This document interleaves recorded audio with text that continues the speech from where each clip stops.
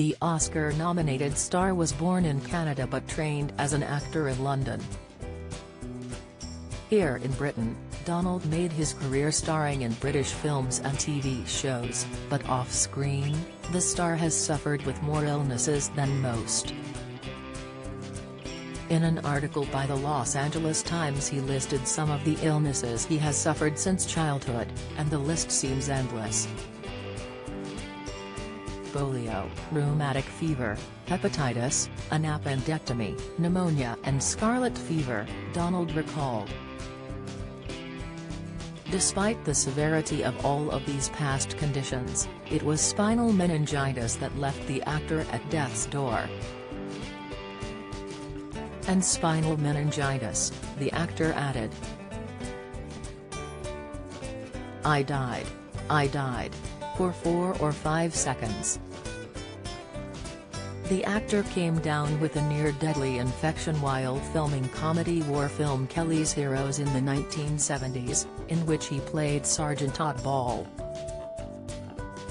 In the midst of filming, Donald's health took a sudden turn, leaving him in a coma and fighting for his life.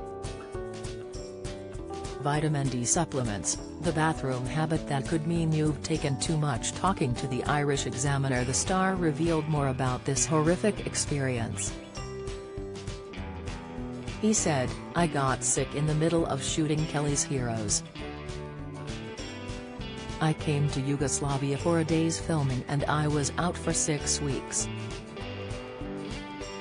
They took me to hospital, I had spinal meningitis.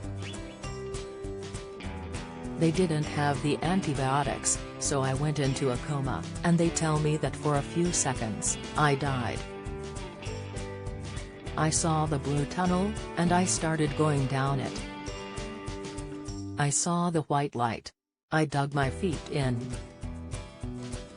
Pfizer booster shot, the unexpected side effect after third dose, inside dementia breakthrough, the daily food to eat that strongly reduces the risk of decline, latest Omicron, a specific pain is occurring in patients struck by the variant, doctors update, expert advice. The actor continued to explain that although he didn't want to die, when seeing the white light, he was tempted to give up the fight.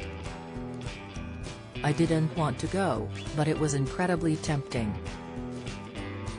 You just go, st man, why not? Donald added. The NHS explains that meningitis is an infection of the protective membranes that surround the brain and spinal cord.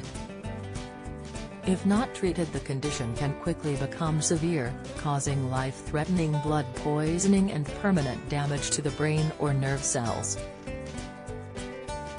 The condition develops when a virus, bacteria or other pathogen invades the protective layers of the brain and spinal cord, known as meninges. This activates the immune system and causes inflammation. When the brain and spinal tissue becomes infected with a pathogen, the tissue swells, hampering the blood flow to and from the brain. Symptoms can suddenly develop, and mainly include the following: a high temperature, fever, being sick, a headache, a rash that does not fade when a glass is rolled over it, but a rash will not always develop, a stiff neck, a dislike of bright lights, drowsiness or unresponsiveness, seizures, fits. Depending on the type of meningitis, either virtual or bacterial, complications and side effects of the condition may differ. Some experience permanent brain and organ damage, stroke, loss of hearing or in the worst case death.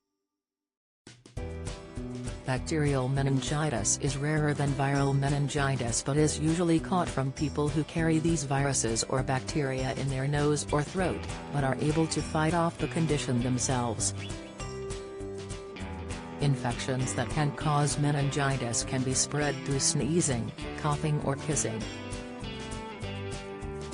Treatment also depends on the type of meningitis the individual has. The Mayo Clinic explains that acute bacterial meningitis must be treated immediately with intravenous antibiotics, whereas viral meningitis can only be treated through bed rest, fluids and over-the-counter pain medication. The condition is most common in babies, young children, teenagers and young adults, with babies suffering from slightly different symptoms than the ones listed above. Symptoms to look out for in babies includes refuse feeds, irritably high-pitched cry, a stiff body or be floppy or unresponsive, a bulging soft spot on the top of their head. In order to minimize the risk of catching meningitis, babies aged 8 weeks are offered a meningitis vaccine, with a second dose being given at 16 weeks and a booster at 1 year. This is known as the meningitis B vaccine.